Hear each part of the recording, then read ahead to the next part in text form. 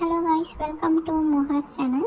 நம்ம இந்த வீடியோவில் எதை பற்றி பார்க்க போகிறோன்னா, பிரியாணி மேனுக்கும் இஃப்ரானுக்கும் போயிட்டுருக்க ஒரு சின்ன வாக்குவாதம்.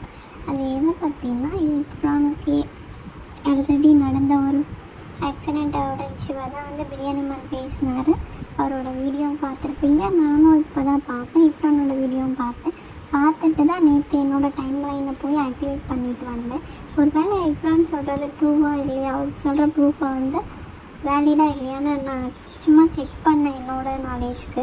ஸோ அதில் செக் பண்ணி பார்த்தது, எஸ்டர்டே நான் வீட்லேயே தான் இருந்தேன்.